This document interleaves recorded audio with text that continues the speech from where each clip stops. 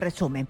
Ahora nosotros nos vamos a ir, como les decía, a tratar de entender qué es lo que está sucediendo en nuestro país. ¿Hay salida? ¿No hay salida? Bueno, vamos a hablar con los que saben. Fernando Tuesta, politólogo de la Universidad La Católica, está con nosotros. Bienvenido, señor Tuesta, a Exitosa. ¿Qué tal? Buenos días, Karina. Hola, ¿cómo está? Buenos días. No sé qué salida le puede ver usted a este momento en específico, porque los dos poderes del Estado están francamente en pelea encarnizada. El Ejecutivo no quiere hacerle caso a la Constitución, le guste o no le guste, hay una Constitución, se hicieron los cambios para mal, según muchas personas, pero están los cambios. Y Betsy Chávez parece que no es la más conciliadora que existe, ¿no? Y se van a ir hasta el TC. ¿Usted cómo ve este desequilibrio que hay? ¿Cómo ha puesto usted en su columna, el título de su columna? Mira, Karina, es difícil saber la salida porque quienes podrían de alguna manera elaborarla no están en esa disposición. Uno entiende la salida como una suerte de encuentro, de una solución. Y acá no parece haber una solución. Puede haber una determinación sobre este aspecto, pero creo que el enfrentamiento entre poderes no se va a terminar. Y no se va a terminar porque en este enfrentamiento cada una de las partes quiere que la otra desaparezca. Y en consecuencia hay una suerte de empate, pero que trepa en los términos de sus amenazas y los instrumentos que quieren utilizar.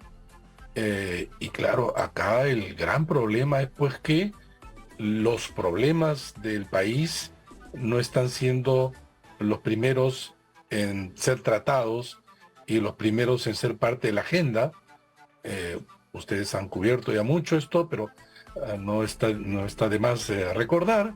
Está creciendo lo que se denomina la quinta ola y nadie da cuenta de esto que puede ser peligroso allí donde una buena política hubiera desarrollado una mejor preparación de lo que tenemos, simplemente por tocar un solo elemento. En pocas palabras, no hay salida, por el contrario, hay encontronazos que vamos a seguir viendo.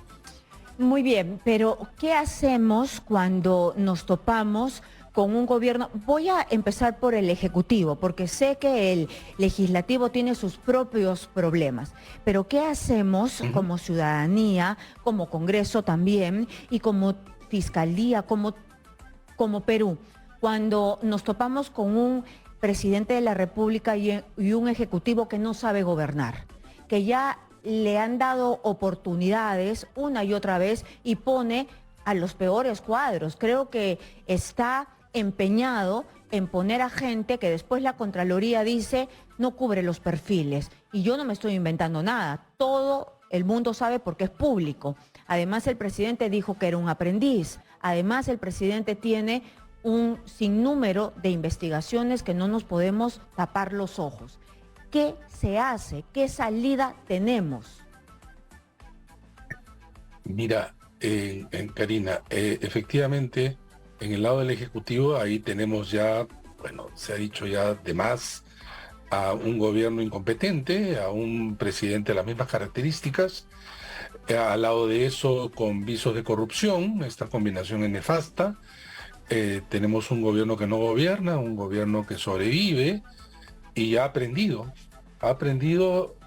no a gobernar, ha aprendido a hacer política, y la política del encuentro, de la defensa y el ataque, eso es lo que estamos viviendo.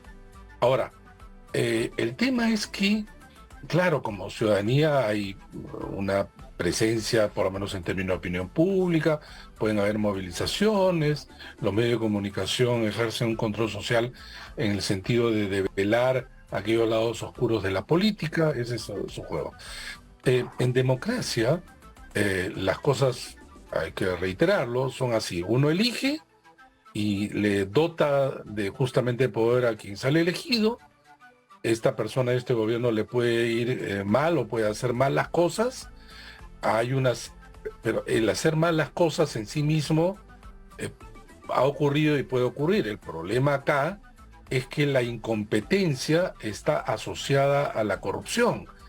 Y entonces, cuando hay cambios de funcionarios, de ministros, altos funcionarios en general, lo que observamos es que, repito, esa incompetencia está al lado de la corrupción. ¿Quiénes deben actuar?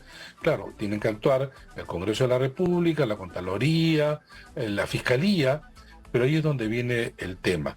El Congreso de la República tiene también sus serios problemas, tan serios que la ciudadanía lo rechaza mucho más todavía que al gobierno.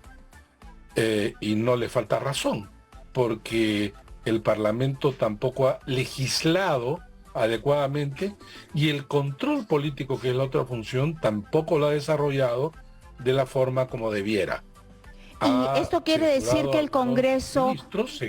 Y esto quiere decir que el Congreso se ha convertido de alguna manera en cómplice, alentado, ha hecho que tome fuerza este Ejecutivo que entró sin saber siquiera hacer política y ahora ya sabe cómo moverse. Es decir, al no hacer el control político y al quererse quedar por sus propios intereses, ahí vemos los niños, ahí vemos a un sinnúmero de gente que está haciendo, y estoy segura, ¿no? Creo que no es un secreto que el Congreso está lleno de lobistas, entonces están velando por sus propios intereses y no toman de una vez la determinación del adelanto de elecciones, una determinación que le haga bien al país. ¿Terminan siendo cómplices de lo que nos está pasando? Bueno, creo que en muchos momentos y en estos últimos días, el mejor aliado del gobierno ha sido el Congreso. No es que se sienten así de manera racional aliados del gobierno, pero sus actos convierten al gobierno en víctima y convierten al gobierno también en un sujeto político que ha aprendido a enfrentarse al Congreso. No es posible que, por ejemplo, en relación a la discusión sobre el presupuesto de la República, resulta que el Congreso está obrando justamente en aquel aspecto en donde se mueven todos los intereses y lobbies, es en el presupuesto. Y acá el Congreso, como ninguno otro, está haciendo trizas el presupuesto. Y no le falta razón en este aspecto al ministro de Economía. Ese es solamente un aspecto, pero también había otros en donde sí se ha aliado con el gobierno y los sectores de Perú Libre para oponerse a las necesarias reformas en ámbitos muy sensibles, ¿no? Para empezar, la reforma universitaria, la reforma política, la reforma en el sector interior, en transportes, en fin, se han aliado, han coincidido en todo caso. Y esto le ha hecho mucho daño al país. Por cierto, ninguno de los dos, ni gobierno, ni oposición, o si quieren gobierno y parlamento, asumen una responsabilidad. Dicen que el otro tiene la responsabilidad. Se acusan mutuamente de golpistas, manipulan, tergiversan las normas, pisotean las normas. No existe en ninguno de los dos lados un real espíritu de conservar un mínimo que hemos tenido, por lo menos, de certeza en términos de las instituciones y sus reglas. Lo están pisoteando Y esto no tiene un buen camino ni un buen destino. Van a ir al TC, pero ahí no se van a terminar las cosas, lamentablemente. Ujú. Creo que el único momento en que pueda parar esto es cuando la ciudadanía Exitosa. tenga una actitud mucho más efectiva, dinámica, porque no se quieren ir, ninguno, no se quieren ir reconociendo que no han actuado bien y reconociendo que hay una crisis generalizada que de alguna manera podría tener una salida efectivamente con adelanto de elecciones, con reforma política, y adelanto de elecciones quiere decir devolverle al pueblo la capacidad de poder crear una nueva representación. Esta puede ser peor que la actual, podría ser, pero siempre es una oportunidad. Eso, porque he escuchado yo varias veces a los congresistas decir, nosotros sí nos queremos ir, pero sin reformas políticas, pero peor de lo que estamos, si ellos no han hecho nada. Entonces, yo prefiero, al menos en mi opinión personal, jugármela, ver qué pasa. De repente vienen mejores. Es mejor que nos vayamos de una vez, según su criterio, a unas elecciones adelantadas, o esperemos que hagan estos congresistas desacreditados, que no les creemos, que hay visos, sospechas de corrupción, las reformas políticas. Mira, Karina, claro, esto puede ser un deseo nuestro, de alguno, de varios, pero el gobierno y el Congreso van a actuar según estos deseos. Ellos tienen una lectura, pero también tienen intereses. No existe en ninguno de los dos lados el deseo de dejar sus cargos para, digamos, dar paso a un proceso electoral. Ahora, esto es política y es también claro que hay que dar ciertas posibilidades para que las salidas sean posibles.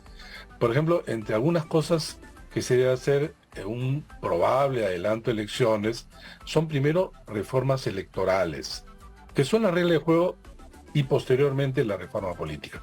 Una de ellas que se permita pues la reelección parlamentaria, que es un incentivo para los que están allí, y hay que tener en cuenta que ya el ciudadano peruano había reelegido poco contra lo que cree la ciudadanía. Nosotros tenemos la más baja tasa de reelección en América Latina. Reelegíamos solamente alrededor de un cuarto, un quinto de los que se postulaban a la reelección. Entonces no es cierto que eran los mismos de siempre, solamente que había un grupito que efectivamente era reelegido. Pero bueno, pues ese es el voto ciudadano, ¿no? Eso es lo que la gente Pero quiere. entonces, esta es una salida, esta es una posibilidad. Bueno, que se enfrenten al voto ciudadano a ver si es que salen. En todo caso, hay que abrir la oferta política, porque si no estarían postulando los mismos partidos que están ahora en el Congreso y que además ni siquiera son organizaciones solventes, porque ya 34, 35 congresistas que iniciaron su mandato en una bancada ya no están en esa bancada, ¿no? Los partidos son sumamente frágiles, es necesario efectivamente abrir por lo menos la posibilidad de una renovación. Y cuando digo una posibilidad, porque tampoco ahí tenemos certezas. Muy bien, y que se haga rápido porque el Perú lo necesita. Muchísimas gracias a Fernando Tuesta Soldevilla. No, gracias a ustedes. Muchísimas gracias por estar aquí explicándonos y que eso se haga rápido porque en realidad el país no aguanta más esta confrontación que finalmente la sentimos todos en la economía, en nuestro bolsillo. Ahora vamos a ir hablando de economía, vamos a ir a ver el tema de los transportistas. 25% de nuestras exportaciones, según